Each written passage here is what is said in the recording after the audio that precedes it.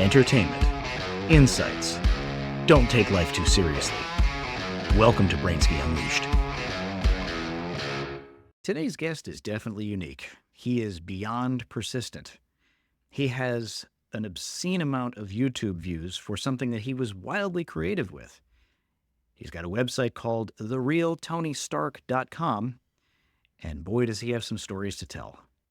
Welcome to the program, Ryan Brooks. I'm just fascinated at how we met. I mean, literally just through an outsource work, Upwork.com, because I needed to have something done, and I stumble onto you. And as it turns out, you're incredible. I thought it was very strange that your website was, at therealtonystark.com. So I bothered to ask. And could you go into what the heck that actually is? Because there are people who may be listening to this podcast who have actually seen this or run into it on YouTube or even social media. Yeah. Well, thanks for having me. I think it is really funny how we connected, and yeah, I kind of have a unique career path. I was actually going through school to become a teacher. And during school, I'm obviously a huge fan of superheroes, and Iron Man 2 would come out, and I was like, oh, that briefcase suit would just be so sweet in real life. And I was riding the bus, and I'm doing that in my head. I'm like, oh, it could like maybe unfold this way. And I did like a prototype with paper. I'm like, this actually might be able to fit in a real, slightly larger briefcase. But so I was using Lego actually just again for prototyping, and then I was cutting like armor. I was learning all this stuff online, and then I was like, oh, I need electronics for this. So I learned how to do circuitry and with the Arduino. And I've recorded all this just for my own purposes. I want to have a record of how I ultimately build this, assuming it eventually worked. And by the end, I recorded a video of me putting the suit on and posted on my YouTube channel. Again, no subscribers. And then overnight, it got like 80,000 views. And then from there, it just skyrocketed. I think it's got over 5 million views now. And I just got a ton of outreach from like the Discovery Channel, from the Sci-Fi Channel, and they wanted to do features on this. And more, even bigger than that, I had like outreach from a ton of like other people who were like, oh, can I buy that? I was like, first of all, I'm making one of these. This is not something that's easy to make a second one of. But the components, the electronics, they're like, oh, I have a suit, but I don't know how to make it light up like that and make sounds. And I was like, oh, yeah, I could do that. And so you did this basically just for your own enjoyment, Yeah. and it turned into something huge. It did, yeah. I was making like a couple grand a month just selling Iron Man arc reactors and repulsors, just the electronic components. And I ultimately then I made them more optimized, and I had 2.0s, and there's an e-store just for Iron Man electronics. Such a niche market, but there were so many people who wanted that, but didn't want to spend the time to learn how to build those pieces. So, yeah. So just like Tony Stark, you started out with something very basic, and then Scraps. you reworked it and then reworked it to get even better. Yeah, yeah. And I ultimately, like, again, I completely self-taught, and I give so much credit to like YouTube and just like online tutorials for this stuff, because I honestly believe I learned and retained more from that endeavor than I did through my entire 4 years of university. I still think university is important, right? Like I learned how to teach myself through that. And so, that was a key component, but the actual stuff I've applied, so much more came out of this. And it was still, the advancement of like, or the accessibility, right, of cheap electronics parts, microcontrollers like the Arduino, or then 3D printers. Those allowed me to just even expand even further, because so much of what I've built is only possible. Yeah, I mean, I'm not wealthy like Tony Stark, but it didn't have to be, right? That was for me a really big key component that made it just approachable, right? I mean, you're not wealthy like Tony Stark, but apparently you still got it done, even though, I guess movie design, Hollywood spends a lot of money on it. I mean, you did what they did, but did it yourself in your house. Yeah, and so that actually ended up leading to another kind of unplanned situation. It was I was at a fan event, fan expo. It's up here. It's like Comic-Con. And there was an actor who had a booth, and he saw it was this more confined version of the original arm gauntlet that he makes in Iron Man 1. But it's a lot more like technically impressive. There's a lot more moving parts and mechanics. And he's like, you should like do that for Hollywood, right? He's like, you should come to Hollywood and make props. I'm like, I'm not that good. Okay. Like there's still Lego in here. This is not that's, he's like, I've seen a lot worse. It got into bigger productions. I'm like, well, appreciate it. He gave me his card. Um, and I ended up going to see the movie Taken 2, Liam Neeson. Okay. That was that Yeah. year. Was that the Uh, last Taken, or isn't there like Taken I think they made 75? another one after. Yeah. But that one, I don't know why. It's just I'm looking at Liam Neeson. I'm thinking, man, he looks like the main villain from the Legend of Zelda series, Ganon. I don't know why I didn't realize it till then, and it was distracting the entire movie. And I was like, man, why is there no live action Legend of Zelda movie like that? That needs to be done. I would go see that. They're a big enough, fan base. And I started researching into it. It turned out it had something to do with the original Super Mario Bros. Movie from the '90s. I don't know if you ever saw that one. Um, Purposely? yeah, yeah, it was not great, and they didn't really expand the brand the way Nintendo wanted it to. So I think they kind of ruled it out. But that was like 25 years prior. I'm like, CGI has come a long way, and the Lord of the Rings trilogy was huge. The Hobbit trilogy was coming up, and I'm like, I'm gonna do this. I'm gonna convince Nintendo, and I'm gonna make a Legend of Zelda movie. So I started learning how to write screenplay again online. Um, and I wrote 300 pages, and it was garbage. Like I was like, I this is good enough that this is the best I can do. That doesn't mean it's Hollywood quality. So I found a writer online, and I had them review and give me some tips, and so I rewrote the whole thing, and reached out to Nintendo. I'm like, let's go. Like I'm ready. I got this thing. They put me in touch with the guy. Actually, they didn't. They gave me his email, and he didn't respond for 8 weeks. But I did the Shawshank Redemption method, where I just sent him an email a week, and then from 2 different email accounts. And then, yeah, he eventually responded, say, I got all of your emails. Let's get on the phone call. And anyways, he was willing to entertain my pitch. He said, meet me in San Diego in 10 days and do a full pitch. I was like, I don't have anything else to do with screenplay. That's And incredible, though, that you actually made that turn. And where did it go in San Diego? Well, so I went on the International Movie Database because I was trying to find like producer I contact love info. the fact that you literally spelled that out, not just IMDb. You Well, literally no, I put don't know if all your listeners know what that is. So I again, especially when I'm talking to like a high school crowd, I just okay, in case you don't know, this is the site. But I got a premium account, right? You sign up, put in your credit card, cancel immediately, so you don't get charged, right? And you get full 30 days of access. So I was able to get contact info for like thousands of producers, and I think I ended up emailing like 300, and six got back to me. Four of them said, please don't contact me again. And two of them said, yeah, I'm interested. So they met me in LA, and we drove down to random strangers from LA I met up with, and they turned out to be good, good guys. And they had artists that they connected me with that I paid to do some concept art from my screenplay, that accompanied, and they had even like in 10 days did this and did like a short animated video.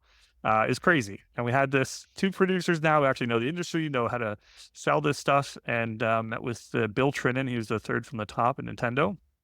And he said, listen, guys, we've had a lot of pitches on this. Our 25th anniversary book just came out. It's a lot of people are, he's like, but this is definitely the best pitch I've heard. It's like, wow, okay.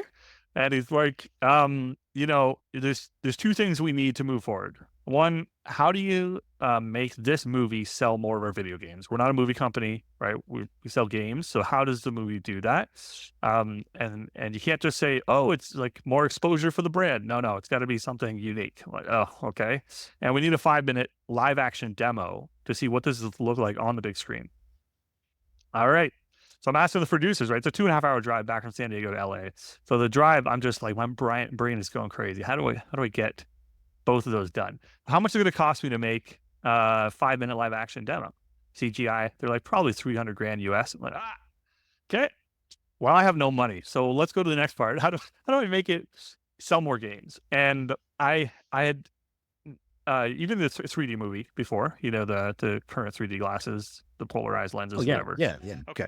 So I thought, is there a way to utilize that technology differently, right? Because the way it works is there's two movies on the same screen, and one goes through this eye, one goes through that eye, and they're just offset by the distance of your eyes. That's the technology. It's really basic.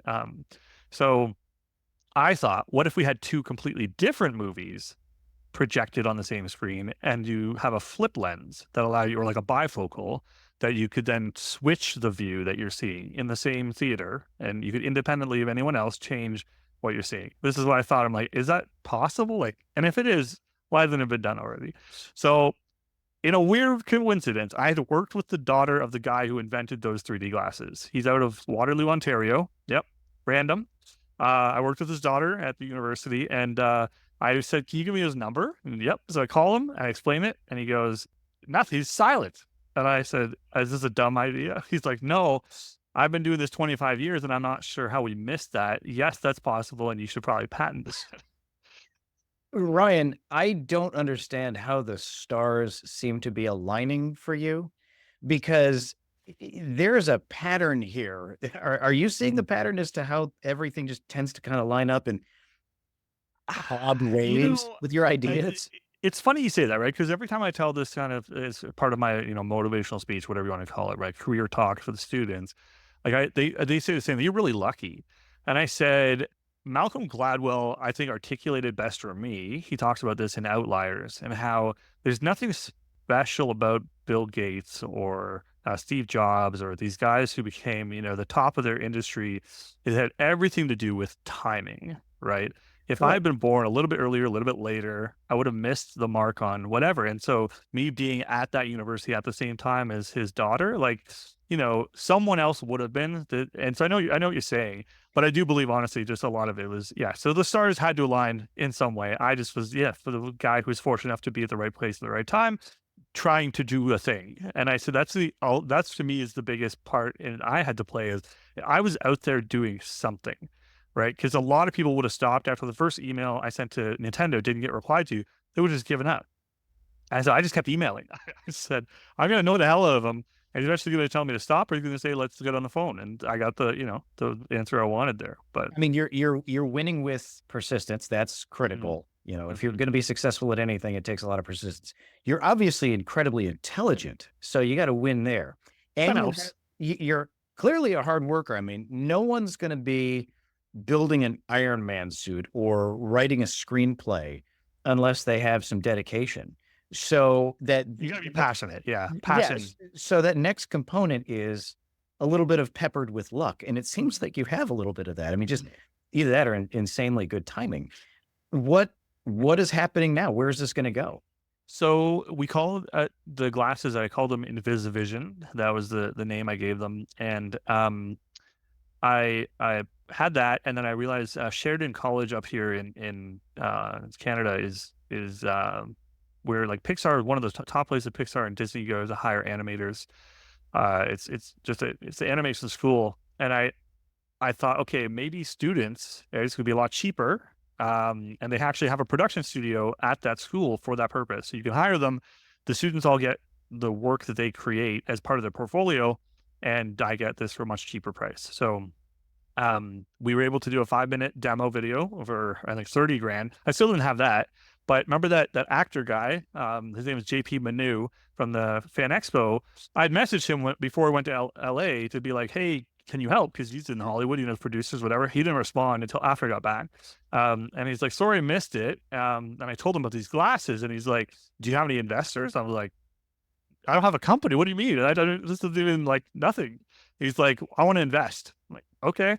So he ended up putting in the money forward to do that video, the short film, and I was 3D printing templates of these glasses and got some of the polarized film, and it actually worked. The bifocal worked really well. Um, and so the only condition, we had to carry around a 50-inch 3D TV with us to do the demo because that's the That's only fun. way. No one has a 3D projector, in their office or whatever for demoing. So, um, yeah, so I brought on a friend as one of my co-founders and my brother, and the three of us, we went down to Hollywood. But it's really hard to break into Hollywood. Like, they're Oh, exclusive, right? they are. I'm actually after this call, again, just the crazy timing, I'm going to introduce you to, a friend of mine. His name is Scott DuPont, and he finances movies. Oh yeah, So, I don't know whether this connection is gonna work out for you or not, but I can't beat the timing, so I might as well put you guys together. sure.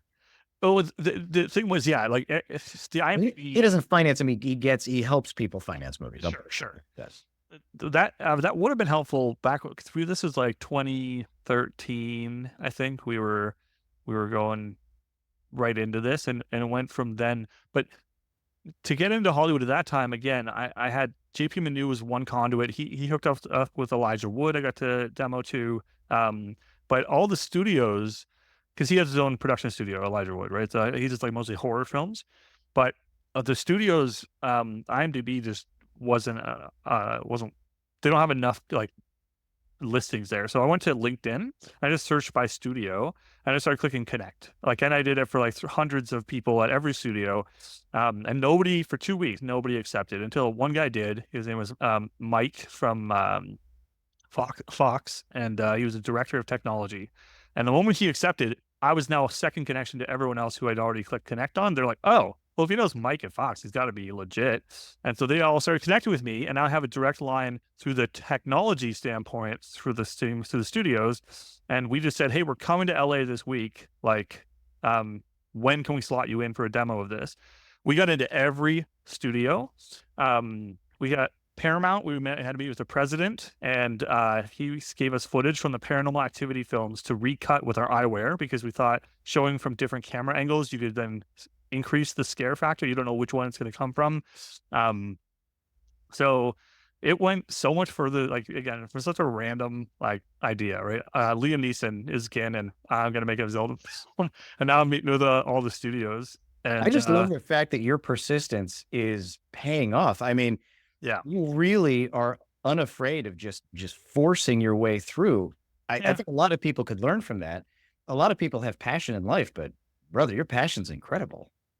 The highlight for me was Sony was the only studio we did not get a response from. I had 2 people accept my invite, but never replied. And we had a day where we had no other meetings. So I just said, let's just show up. Let's just show up and say we have a meeting. So in terms of the stars aligning, this is definitely one of those instances.